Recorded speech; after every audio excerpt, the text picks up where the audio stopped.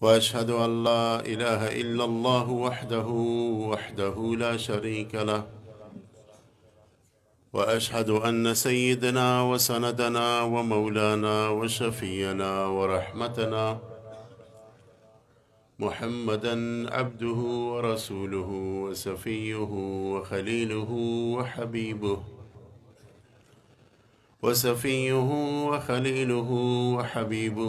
وصفوته من عباده أجمعين، صلى الله تعالى عليه وعلى آله وسلم تسليما كثيرا كثيرا. أما بعد، فأعوذ بالله من الشيطان الرجيم. بسم الله الرحمن الرحيم. لقد من الله على المؤمنين إذ بعث فيهم رسولا من أنفسهم يتلو عليهم آياته ويزكيهم ويعلمهم الكتاب والحكمة وإن كانوا من قبل لفي ضلال مبين. وقال رسول الله صلى الله عليه وسلم: إنما الأعمال بالنيات وإنما لكل امرئ ما نوى، فمن كانت هجرته إلى الله ورسوله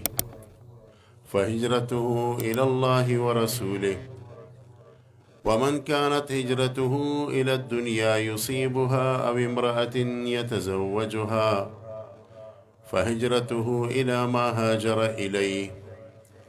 أو كما قال عليه الصلاة والسلام: ألف ألف مرة وبعدد كل ذرة. قابل صد احترام صدر مجلس، پدے عظیم الشان جلسے کے تشریف فرما ډیر معزز و محترم علماء کرام و طلب عظام او زما په اسلام باندې ډیرو مینو غیرتمندو درنو مسلمانانو وروڼو، واقع دا ده چې د الله جل جلاله نعمتونه په موږ او تاسو بشماره دي، او په دغه نعمتونو کې عظیم نعمت د قرآن او د حدیث نعمت دی،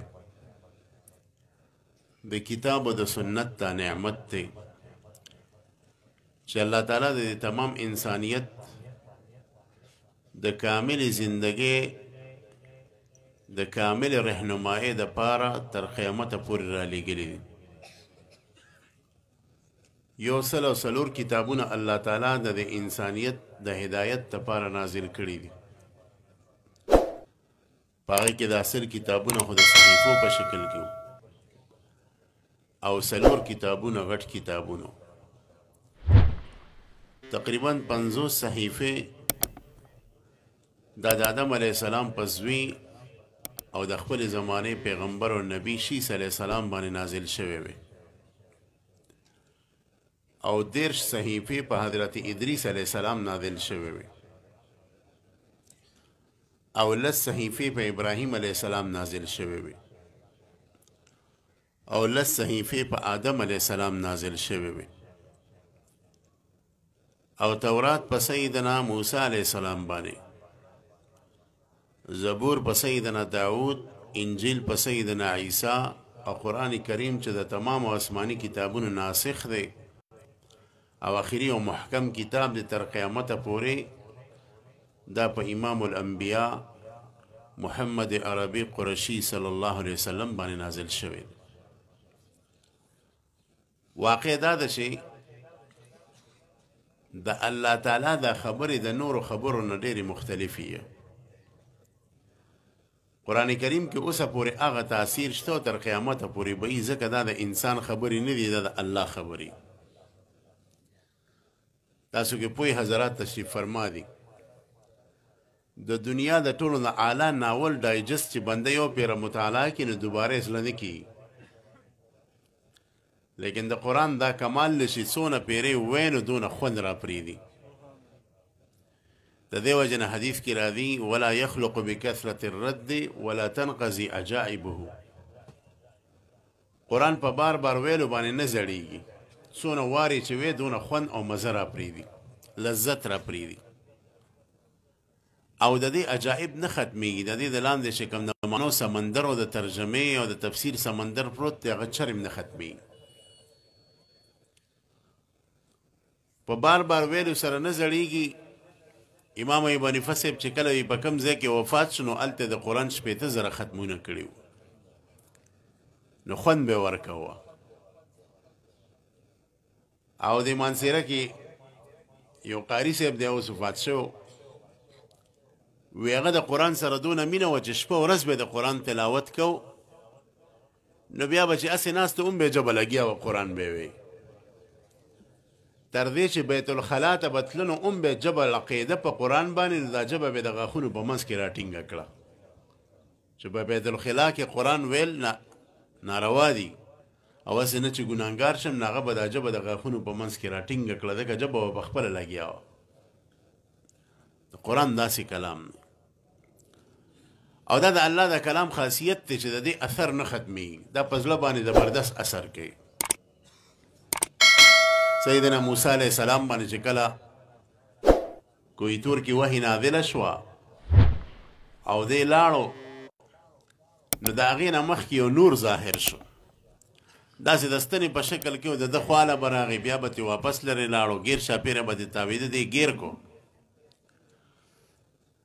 او دا نور داسې و چې لکه یو ځای ته وزیر اعظم او بادشاه راځي نو مخکې د پروتوکول راشي لارې د پولیس نه ډکې شي سرکاري خلکو نه ډکې شي کوم ځای کې روانه لارې هغې مرمته شي ځکه یو لوی شخصیت را روان نو د الله د خبرو نه مخکې موسی علیه السلام ته یو نور ظاهر شو هغه نور دی راټینګ کو ګیرې کو وی هغه نور دونه ناشنا و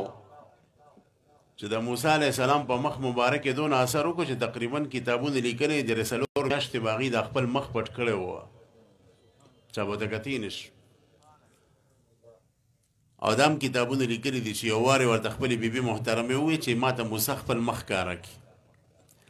موسی علیه السلام ورته چې خپل نوراني مخ ښکاره کړو نو په هغه ښځه باندې دونه هیبت او یره راله چې منډه یې کړه وه الله ته په سجده شوه او ژړل یې الله ته دون عجیبه نورې وه او کله چې ورسره الله خبرې وکړې د وحي نو د الله خبرې خو ډېرې ناشنا دي او میټاس یې ډېر اعلی او خوند یې ډېر اعلی نو درې څلور میاشتې مسلسل موسی علیه السلام به د بل چا خبرې نه اورېدې که اورېدې به نو په سر به یې دړکېده ځکه د الله تعالی د خبرو میټاس یې بدن او غوږونو ته پرېوتې وه نو د بل چا خبرې به یې نشي برداشت کولی او که اورېدې به نو بدرنګې به ورته ښکارېد د الله کلام داسې کلام نو دا داسې کلام دی چې ولا یخلق بکثرت الرد په بار بار ویلو سره نه زړېږي ولا تنقضي عجائبه او عجایب یې نه ختمیږي قرآن د علم سمندر دی حضرت عمر رضی الله تعالی عنہ صرف د سوره بقره تفسیر په 12 کالو کې زده کړی و یعنی هغه اصل عربو چې رسول الله باندې به وحی نازلېدن حضرت عمر صاحب به کتلو د قرآن په زیر و بم په نشیب و فراز په انداز باندې پوهېدو لیکن قرآن دونه جوور کتاب دی چې حضرت عمر صاحب غونته هستي صرف صورت بقره په 12 کالو کې زده کوي او د هغې نه پس یو ډېر لوی خیرات وکړو یو لوی ولیمې وکړو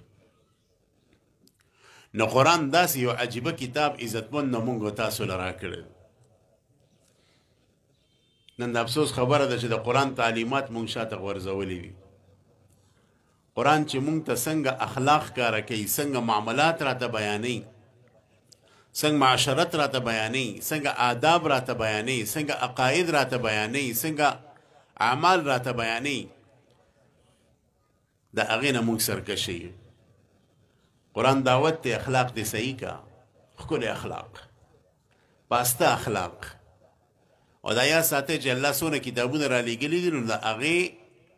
دپاره رجال کار هم رالیږلي دي د هغې د تشریح دپاره ورسره پیغمبران هم رالیږلي قرآن دی راولېږو د هغې د تشریح دپاره امام الانبیا محمد رسول الله صلی الله علیه وسلم راولېږو نو د امام الانبیا اخلاق دا د قرآن اخلاق یعنی قرآن کو چلتا پھرتا مجسمه کې چا کتل غوښتو نو هغه د امام الانبیا رسول الله صلی الله علیه وسلم جسم ته به کتل د هغې تمام اخلاق د قرآن بیانو د هغې اعمال د قرآن بیانو د هغې آداب و معاشرت دا د قرآن بیان نو یو عظیم الشان کتاب الله تعالی د مسلمانانو له ورکړی دی او که یو سړی غواړي چې زه د خپل رب سره خبرې وکړم تاسو یو ګوټ کې کښېنئ هغه په توجه سره د قرآن د یو رکو تلاوت وکړي داسې شوه چې ته الله سره خبرې وکړي زه اکثر ملګرو ته وایم چې د یو ښکلي قاري دا تلاوت چې بنده اوري قسم دې دونه خوند وله ورکوي چې د زړه د کومې ته او د جسم رګ رګ ته د هغې میټاس پرېوځي ګانو والا او سندرو اورېدونکو والا کو د دې خوند نه خبر شو نو هغوی به بلکل ګانې واو نه اوري هغوی به دغه ګناه ارتکاب ونه کړي د قرآن په تلاوت اورېدو کې دونه خوند او لذت دی بیا چې قرآن د تجوید موافق وي وای بن کعب رضی الله تعالی عنه د رسول الله صحابي دی امام الانبیا ورته وایي ابی ما ته د الله کلام ووایه الله ما ته ویلی دی جبریل په ذریعه چې ابی دی تا ته قرآن بیان کړي ابی سے وفرمایل دا بهترین قاری و په صحابو کې ول الله زما نوم اغستی دی او الله ستا نوم واغستو ابی رضی الله تعالی عنه په چغو چغو جاړي زه دونه شم چې الله زما نوم اخلي او بیا د قرآن تلاوت شروع کوي او چې کله د قرآن تلاوت شروع کوي او پیغمبر علیه الصلاة والسلام سر مبارک کته کړی چې سر یې برکېږي نو د اوښکو لړۍ د سترګو مبارکې نه روانې قرآن عزتمند او هغه عظیم الشان کتاب دی هغه لوی کتاب نو د افسوس خبره دا ده چې دغه قرآن موږ په خپل ژوند کې نه راولو او د دغه قرآن سره د احادیثو نعمت دا یو ډېر عظیم الشان نعمت دی ګورئ دا د دې امت محمدي خاصیت دی د دې امت محمدي خاصیت دی چې د امام الانبیا صلی الله علیه وسلم احادیث وسره هو به هو په هغه شکل کې موجود دي هغه شکل کې او عجیبه خبره دا ده چې د پیغمبر علیه السلام د سر د ویښته مبارک د واله تر د خپې د نوک مبارک پورې تمامه حلیه شکل صورت مبارک دا د دې امت سره موجود دی الله تعالی د صحابه غریق رحمت کی چې هغې د امت ته تر قیامته پورې وړه وړه خبره د پیغمبر علیه السلام را رسولې ده دا په نورو امتونو کې نشته دا ذهن کې وساتئ یهودیانو سره د موسی علیه السلام خبرې نه دي محفوظې ټولې عیسایانو سره د عیسی علیه السلام خبرې نه دي محفوظې ټولې او د دې اعتراف هغه هم کوي عیسایان هم کوي یهودیان هم کوي چې مسلمانانو سره د رسول الله یوه خبره محفوظه ده او الله تعالی د دې حدیثو د حفاظت لپاره داسې ذهنونه پیدا کړي دي چې بنده ورته حیران شي قوي قوي ذهنونه چې هغې تمامه زندگی د قرآن او د حدیث د خدمت لپاره وقف کړی امام احمد بن حنبل رحمه الله بارک راضي په خپله فرمای انی احفظ الف حدیث رسول الله صلی الله علیه وسلم ما ته د پیغمبر علیه السلام یعنی دا د سوچ خبره ده مونږ ته به دېرش احادیث نه یاد او امام احمد صاحب فرمایي چې ما ته لس لکه احادیث یاد امام ابو زرعه صاحب یو امام دی یو طالب علم دې سبق وایي واده کړی کور ته لاړو د ښځې ورسره جنګ شو ته سبق کې ډېر ایثار شو پیغور یې ورته وکړه ته هم نه پوهېږي استاد دې هم نه پوهېږي هغه ورته طلاق وغورځو زیات احادیث د پیغمبر پاک زما په ذهن کې پراته دي ته دروژن شوی نه یې نه دې طلاق پرېوتی دا وړه خبره نه ده ګورې بیا صحابه کرامو ته چې وګورې نو د پیغمبر پاک یو خبره داسې محفوظه کړې بنده ورته حیران شي چنانچه روایتو کې راځي چې د پیغمبر علیه السلام 63 سال عمر کې د ګیرې او سر مبارک کې تقریبا 19 ویښته سپین او باقي تور وه بعضې صحابه کرام 19 یادي بعضې 18 یادي بعضې 19 بعضې 20 او دونه جوړې ته صحابه تری دي چې دا خبر هم ذکر کړې ده چې د پیغمبر پاک د ټولو نه زیات سپین ویښته د شونډې د لاندې په دې بچي کې وه پښتو کې ورته بچی وي، عربي کې ورته افنونه او انفقه وي. او په دویم نمبر باندې چې کوم خط د غوږ او د سترګې په منځ کې ښکته ګیري ته د سر نه راکوز شوي، په دې کې په دویم نمبر سپین ویښته وه. او په دریم نمبر باندې صحابه فرمایي چې د پیغمبر علیه السلام په سر کې به چې کومه لار ایستله، پښتو کې ورته لار وی، اردو کې ورته مانګ وی، عربي کې ورته فرق وی، په دې کې په دریم نمبر باندې سپین ویښته وو. دونه جوړې د صحابه تللي دي. هسې تاسو که د یو خپل کس ته به د خپل نیکه دا قسمه شکل یادي، او موږ د صحابو 1400 کاله وشو دا حلیه مبارک او شکل الله رسول دی، او تر قیامته پورې به موږ سره داسي. نو د پیغمبر علیه السلام احادیث اسلاف موږ ته په ښکلې طریقې را رسولي دي. بعضې احادیث خو د پیغمبر علیه السلام داسې دي چې هغه ستا د تمام ژوند د فلاح دپاره کافي دي. امام ابو داود رحمه الله یو ډېر لوی بزرګ تیر شوی دی، او د حدیث یو بهترین کتاب یې لیکلی دی، سنن ابي داود ورته وایي. زمونږ په شپږو غټو کتابونو د حدیثو کې دا یو کتاب دی. فرمایي چې زما مخې ته د پیغمبر علیه السلام 15 احادیث دي، او بیا فرمایي چې په دې 15 احادیثو کې زه 4 احادیث منتخب کوم، چې چا دا 4 احادیث یاد کړه دا ښه شوه چې 15 احادیث یاد کړه او په هغې عمل وکړو. صرف په دې 4 احادیثو دې عمل وکړي. زه غواړم چې ستاسو خدمت کې پیش کړم. لومبنی حدیث به هغې دا فرمایل چې دا د 15 احادیثو خلاصه ده، چې امام الانبیا فرمای انما الاعمال بالنیات، د اعمالو دارومدار په نیت باندې دی. چې نیت ته خالص وي نو د کجوري ټوکړه د الله په لار کې ورکړه، نو تله د میزان به د نیکو ډکه شي. چې نیت کدی کوټ وي او نیت ته خرابي او نیت کې د ریایي، نو که د احد د غر عمره سره زر ورکړي نو د دې څه فایده نشته. ستاسو مخې ته د بخاري شریف اول حدیث ما ولستو. رسول الله فرمای انما الاعمال بالنیات، د تمام اعمالو دارومدار په نیتونو باندې. توجه غواړم ستاسو، زموږ مېلمانه به راځي، او مهمان خصوصي فضیلة الشیخ رهبر الشریعت ماهر رموزی طریقت حضرت مولانا عبدالماجد صاحب دامت برکات او مغیم تشریف وروړ، هغوی ته مرحبا وایو.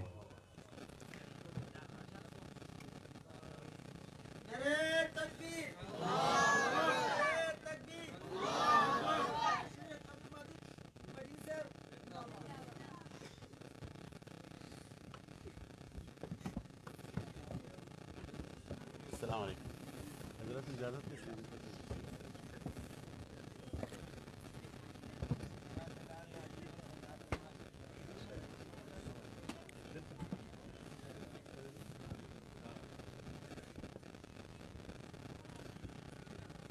تشریف کې توجه غواړم ستاسو، غور سره خبره اورئ. ما عرض کو چې امام ابو داود سے فرمای ما ته د پیغمبر علیه السلام 15 احادیث مخې ته دي، او بیا وفرمایل چې 4 احادیث داسې دي چې دا د 15 احادیثو نه چوړ دی. اول حدیث پکې د بخاری شریف اول حدیث دی انما الاعمال بالنیات، د اعمالو دارومدار په نیت باندې دی، چې نیت تی خالص وي نو عمل به ډېر لوی. او د حدیث کې پیغمبر علیه السلام د هجرت مثال پیش کړی دی. اسلام کې د ټولو نه سخت عمل هجرت ته، هجرت دا د اسلام د جهاد نه سخت کار هجرت دی. نه هجرت غونته سخت عمل او عظیم الشان کار چې په دې کې د نیت د الله وي نو ثواب به ته ملاویږي. او هجرت غونته عمل کې چې د نیت کې کوټ راغی او دا د الله نه بغیر د بل چا دپاره شو او د الله د رسول نه بغیر د بل چا دپاره شو، نو هجرت غونته عمل نیم غرق کو سین ته دلا وکړو. او دا زموږ د دې ښکلي دین خاصیت دی چې نیت پکې ښه کې، نو طاعات خو لا طاعات دي، په مباحاتو باندې هم ثواب ملاوي. ته یو مباح عمل کې او نیت ته پکې ښه کو نو په دې هم ثواب ملاوي. روټۍ خورئ او هغه روټۍ یو عام عمل دی، یو مباح عمل دی، په دې څه ثواب او ګناه نشته،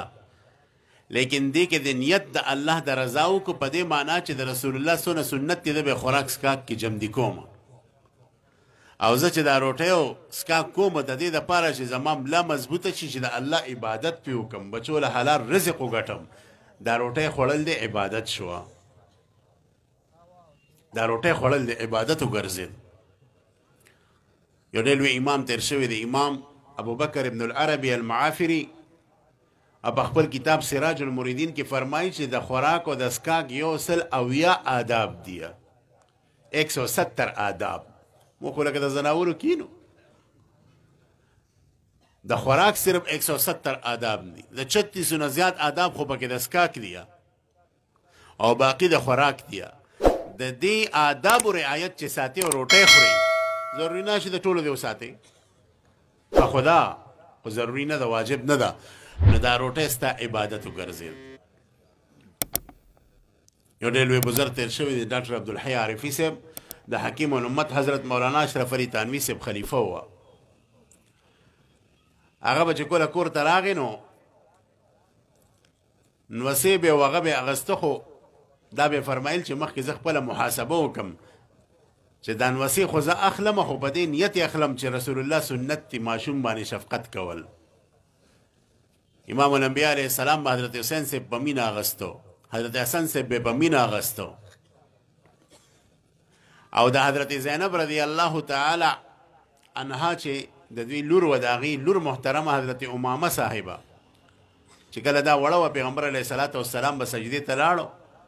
نو دا به یې کوزه کړه سجده به یې وکړه نو چې کله به راپاڅېده نو دا به بیا اوږې ته وخته او پیغمبر علیه السلام به ودرېد او دا به د اوږې د پاسه وه د مونځ په حالت کې دونه شفقت او امام الانبیاء فرمایي چا چې په ماشومانو شفقت ونه کړو زمونږ نه دی وی د دې خبرو محاسبه وکړم او بیا خپل نوسې په غیږ باندې واخلم د نوسې اغستو کې ماته ثواب میلوش د عبادت وګرځېد زموږ استاد محترم حضرت شیخ الاسلام مولانا تقی عثماني صاحب فرمایل چې زما والد صاحب مفتی شفیع صاحب حج له تللی نو واپس چې راغی نو خپلو بچو له بنده څه ناسې روړي نو ما له ګړۍ روړه نا ګړۍ چې راکړه ما ته چې دا واچوه په دې نیت یې واچوه چې د مونځ دپاره به پې وختونه ګورې مطلب دا دی چې دا ګړۍ اچول یو مباح عمل دی خو چې نیت پکې دا وکړي چې د مونځ دپاره به وختونه معلوموم نو دا ګړۍ اچول هم ثواب شوه نو لومبنی حدیث امام ابو داود سے فرمای چې هغه تصحیح د نیت ته لہذا زکات کو تاسو ورکوئ نیت صحیح کې صدقات نفلیه کو ورکوئ نیت صحیح کې منس کوي روجا نیسې نیت صحیح کې مدرسې ته دی زه ترازه د بیان د اورېدو دپاره د تصحیح د نیت دپاره بزرګانو صحبت کې کېناستل ډېره غټه خبره ده ان دلته د اولیاء را جمع شوي دي او زموږ مخدومي ګرامي تشریف راوړی دی د دې خلکو په مجالسو کې د خپل اصلاح په نیت باندې کېناستل چې ځان سره به د دې نه زه سوچتوم او خالي لاس او خالي زړه به نه ځمه خپل زړه به د دین د فکر نه ډک وړم دا ډېره غټه خبره ده صحبت صالح تو را صالح کند صحبت طالح تو را طالح کند د نیکانو صحبت به د نیک کی د بدانو صحبت به د بد کیه د مکابرو کې حضرت مولانا رشید احمد گنگوهی رحمت الله علیه فقیه النفس صاحب کش بزرگو یو وارې چاردام کو نو مخې ته یو کس ناست و هغه ته یې آواز وکړو ویې لکه راشه دی خوا وی ته چې کله مودس کې ستا په دې اودس کې یو خاص اثر وي زه وینم چې کله ته چاردام کې ستا د خپو د لاسو د مخ نه یو رڼا خیږي و اسمان سره جنګېږي دې کې څه راز دی ورته وایي چې زه خو زمیندار یم بس د روژې او د مونځ پابندي کوم او نور داسې څه خاص خاصیت راکې نشته خو دا یاد ساتئ چې د هغه زمانې زمینداران د دې زمانې د زبرګانو نه ښه وګورئ دا سپېړې مپېړې نه وی پخوا به علماو فرمایل د انسان دوه دشمنان دي یو نفس اماره دی بل شیطان دی اوس یې درې موبایل لږ ګوره یاد ساتئ خاص کر دا ټچ موبایل دا بل هم دی کو په صحیح نیت یې استعمالې خو ډېره ښه ده دا ټچ موبایل او د انټرنیټ والا خو ډېر خطرناک دی شیخ الاسلام مولانا تقي صاحب فرمایل چې د کم سړي په خپل نفس کنټرول نه نو دله دا ټچ موبایل له سره استعمالول جایز نه دی ګورې ښه دا څونه سخته فتوا ده نو خطرناک شي نو هغه د دې لاس او د خپو نه رڼا ختله نه حضرت ته وویل چې حضرت زه خو د مونځ او روژې خیال سم داسې عمل به دې ژوند کې کړي او نور خو مې څه نه دي یاد خو چې زه وړوکی وم نو زموږ علاقې ته سید احمد شهید رحمت الله علیه راغلی و ډېر لوی مجاهد ډېر لوی بزرګ ډېر لوی پیر په دې علاقو باندې هم تېر شوی د ګړی په دې علاقه هم تېر شوی دی په مایارو باندې دلته د درانیانو او سیکانو سره جهاد هم کړی دی اوس هم د مردان په علاقه باندې په مایارو کې یو ډېر غټ ولی الله عبدالرحیم ولایتي صاحب رحمت الله علیه چې د سنگر بابا په نوم مشهور دی دلته قبر دی د هغه مجاهدینو کې دلته شهید شوی چې هندوستان نه راغلی دا زموږ د سلسلې د علمای دیوبند د لوی شخصیت دی زموږ د تصوف یو سلسله خو حضرت دي سره متعلق ده او بله سلسله حاجي امداد الله مهاجر مکی صاحب سره او د هغې پیر چې نور محمد جنجانوي صاحب او د هغې پیر چې عبدالرحیم ولایتي صاحب د هغه قبر د مردان په ځمکه دی دا د سید احمد شهید صاحب نه بیعت کړی په جهاد باندې نو او سید احمد شهید رحمه الله یو ډېر کامل ولی و هغه سره به چې د چا د اصلاح په نیت باندې لاس میلو کړو نو بس الله پاک به د وخت ولی الله جوړ کړو دونه کامل ولی و یو پیروي حج ته ته او بمبئی کې سمندري بیړه کې او جاز کې لا وخت لس 15 ورځې نو هلته د دعوت او تبلیغ کار شروع کړو وی دونه زیات خلک توبهګار شو دغه په لاس چې د بمبئی هغه تمام شرابخانې ټپ شوی یو شرابي به ورته نه ته وه چونکې وخت کې د انګریز حکومت و انګریز به ټکس اخسته نو انګریزانو چې کله سوال جواب د میخانې په مالکانو پسې وکړه چې ټکس راکوئ هغې ورته موږ شراب په چا خرڅ کړو کم شرابیان چې هغه ټول د سید احمد شهید صاحب په خپو کې پراته دي توبهګار شوي دي دا تاریخ لیکلی دی چې انګریزانو دا فیصله وکړه چې تر څو پورې سید احمد شهید په بمبئی کې د میخانو نه به ټکس نه اخلو ځکه میخانې بندې پرتې وي ټول خلک چې کوم دی دغه په لاس باندې توبهګار شو سید احمد شهید رحمه الله یو خلیفه دی سید کرامت علی شاه رحمت الله علیه خواجه کرامت علی شاه صاحب کله چې دې خوا راته د جهاد په نیت باندې نو دا خواجه کرامت علی صاحب بنگال ته ولېږو د بنگال خلک هغه وخت کې ټول کفارو مولانا ابوالحسن ندوي صاحب لیکلي دي چې دا هندوانو وی دې چې هلته لاړو د دعوت او د تبلیغ کار یې شروع کو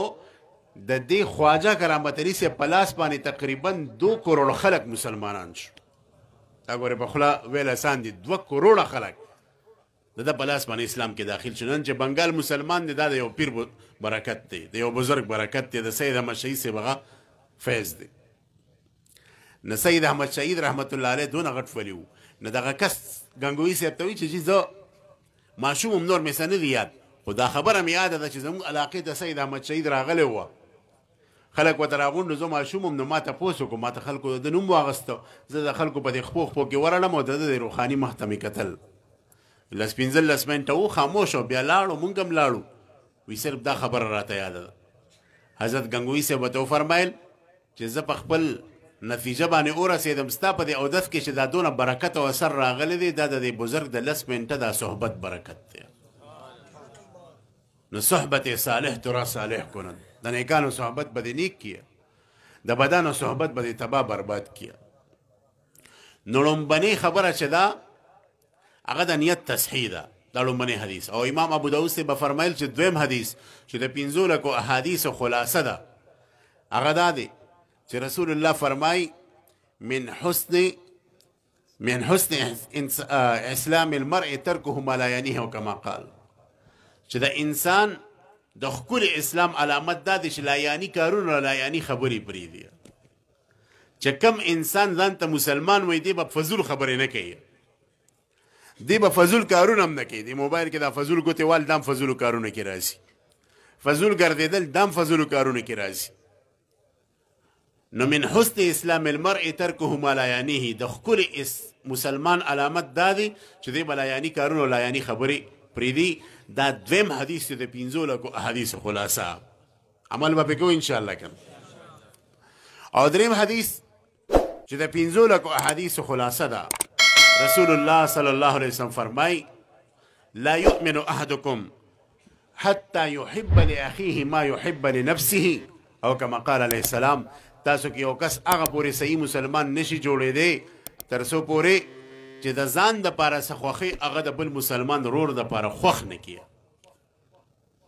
ته د ځان دپاره دا نه خوښی چې ستا د بېعزتي وشي، د بل چا بېعزتي مه کوه. ته د ځان دپاره دا نه خوښی چې تا ته څوک کنځلي وکړي بل چاته کنځلې مه کوه. ته د ځان دپاره دا نه خوښی چې ستا والدې ته او ستا خور او ستا بیبي ته دې څوک وګوري نامحرمه، ته د بل چا زنانو ته مه ګوره. ته د ځان دپاره دا نه خوښی چې ته د چا له رشوت ورکې نو بل چا نه رشوت مه اخله. ته د ځان دپاره دا نه خوښی چې تا له دې څوک دوکه درکړي نو بل چا له په تول کې، په ناپ کې، په دوکاندارۍ کې، تجارت کې دوکه مه ورکوه.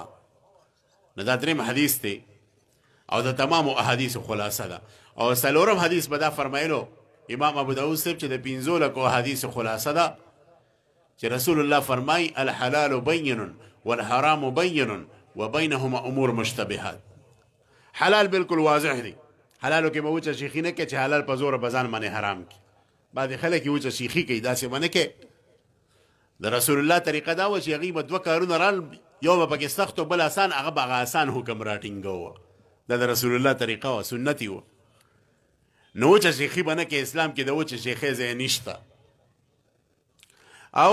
والحرام بین، حرام بالکل واضح دی. حرام به په یو حلال نوم باندې ځان ته حلالۍ نه، د بینک سود دی، کو ته وله 100 پیرې نوم نفع کېدی او ټرسټ وله کېدی،